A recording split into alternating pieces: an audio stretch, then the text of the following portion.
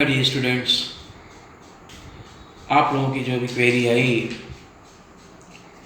वास्तव में बहुत ही इम्पोर्टेंट है और इसे समझना बहुत ही आवश्यक है।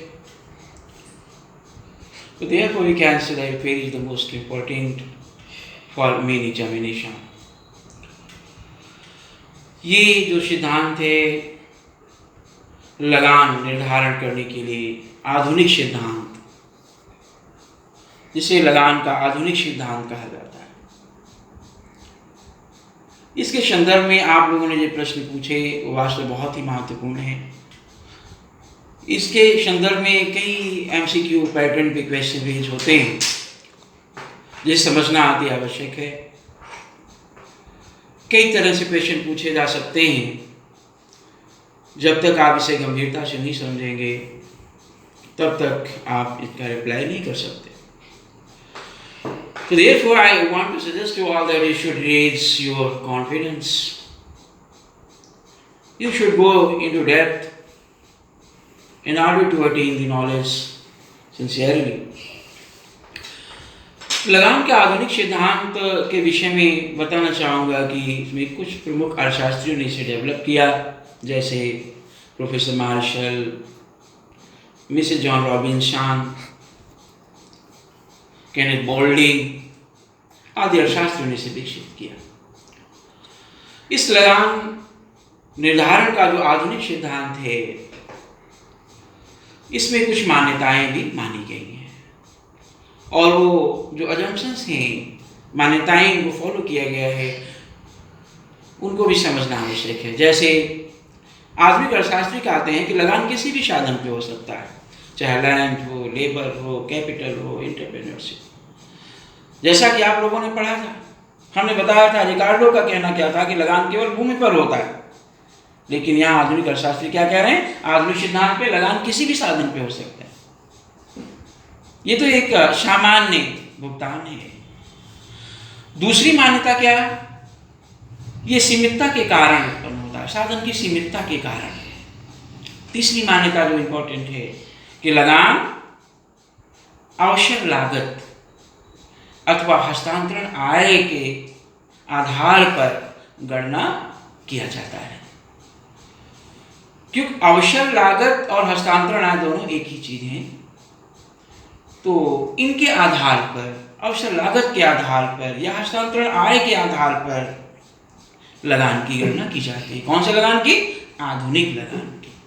तो now let us focus on the graphical derivation in order to calculate the modern rate.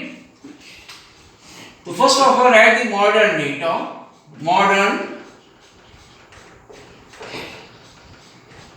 theory of rate। Hindi में क्या कहेंगे? लगान का आधुनिक सिद्धांत।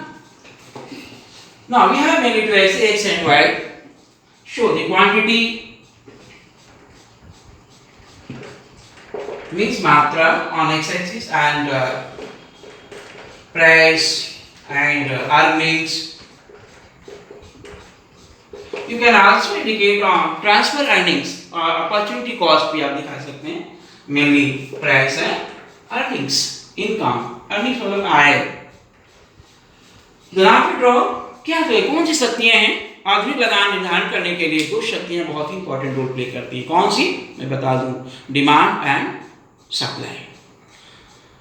Demand and supply curves help करते हैं हमें, जहां भी एक दूसरे को इंटरसेक्ट करते हैं वहां पर हमारी प्राइस डिसाइडेड हो जाती है, इक्विलिब्रियम डिसाइडेड हो जाता है। उसके आधार पर हम लगान की गणना कर सकते हैं। जैसे वी हैव ड्रॉन, सबसे पहले हमने देखा कि ये डिमांड को ड्रॉ किया। आप सभी लोग जानते हैं normally it is not negatively slope, ऋणात्मक रूप से डालो। It is the supply curve, आपूर्ति वक्र है। तो दोनों कंडीशन क्या है? संतुलन की कंडीशन होती है। पहले बता रहे थे कि क्या demand should be equal to supply. ये कंडीशन होनी चाहिए। कहां हो रही है कंडीशन? ये फुलफिल्ड हो रही है। ये फुलफिल्ड हो रही है हमारी जहां ये दोनों इंटरसेक्ट कर रहे हैं, एक दूसरे को इंटरसेक्ट कर रहे हैं। कहां पर? ई पॉइंट पर। इसीलिए जो ई पॉइंट है हमारा क्या होना चाहिए? should be termed as equilibrium।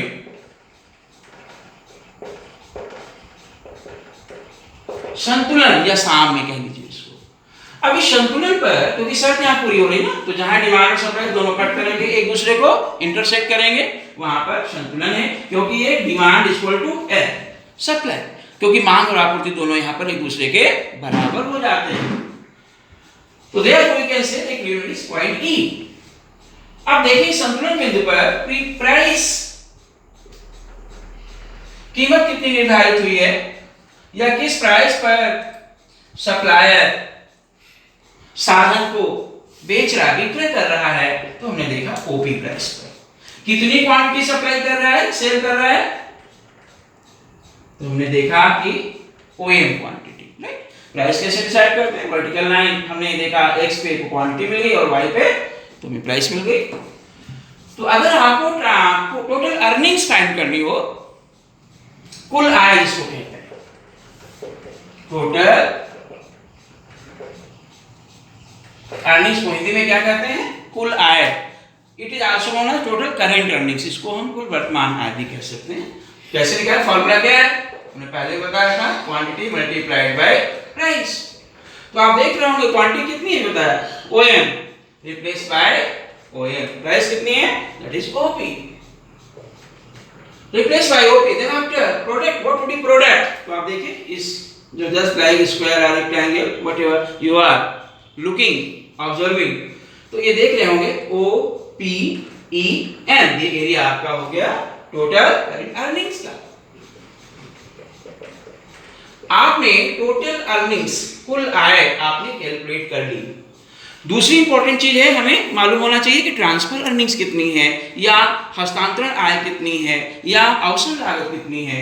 तो ट्रांसफर अर्निंग्स के लिए हमें क्या है, जो सप्लाई करके बाउंड्री है, इस बाउंड्री लाइन के नीचे का जो एरिया है वो सब कुछ ट्रांसफर अर्निंग्स बताता है या अपॉर्चुनिटी कॉस्ट बताता है। लेकिन टोटल एरिया शो करने के लिए हमें सप्लाई कर को लेफ्ट हैंड साइड लेफ्ट ओर एक्सटेंड कीजिए जब तक कि y एक्सिस को टच ना करे। तो आप देख रहे होंगे ये एज पॉइंट पे टच कर रहा है। तो इस सप्लाई करके बाउंड्री लाइन के नीचे का जो एरिया आप देख रहे होंगे, इस entire area is pointed sided by points, आप देख रहे होंगे पॉइंट्स साइडेड कर रहे हैं। तो ये जो साइडेड एरिया देख रहे हैं, it is indicative are opportunity cost, opportunity cost. इसको हम लोग हस्तांतरण आय या अवसर लागत कहते हैं। आप इसको ट्रांसफर अर्निंग्स भी लिख सकते हैं या अवसर लागत या हस्तांतरण आय कह सकते हैं, ठीक है। तो कितनी हो गई भाई, अपॉर्चुनिटी कॉस्ट हमारी कितनी हो गई, आपने देखा अपॉर्चुनिटी कॉस्ट हमारी कितनी निकली,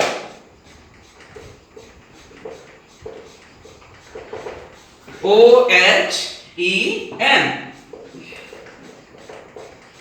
अब दोनों चीजें मालूम हो गई। अभी मान्यताओं में हमने बताया था ना, क्या बताया था कि the model rate is calculated on the basis of transfer earnings, कि माध्यमिक लगान हस्तांतरण आय या अवसर लागत के आधार पर गणना की जाती है। तो आप देख रहे होंगे क्या फार्मूला है मॉडर्न रेट के लिए, आधुनिक लगान कैसे निकालेंगे,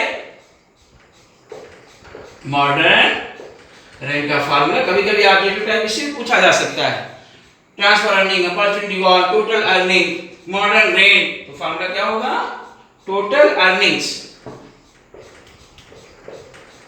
टोटल अर्निंग्स मींस कुल आय माइनस ट्रांसफर अर्निंग्स,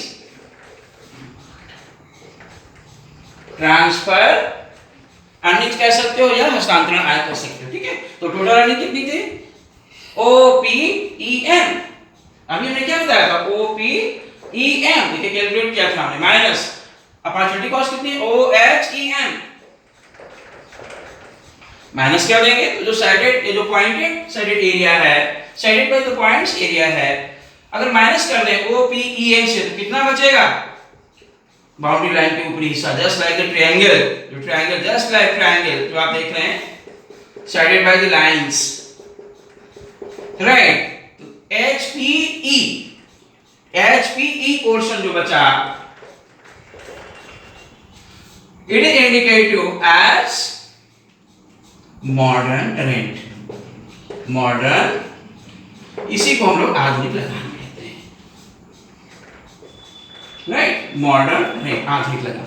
तो इन दिस वे हमने तरीका बताया, फार्मूला बताया कैसे आधुनिक लगान की गणना करोगे, किस तरीके से graphically, right, with the use of the particular formula. So now that's all for it. If you have any other query, you can raise.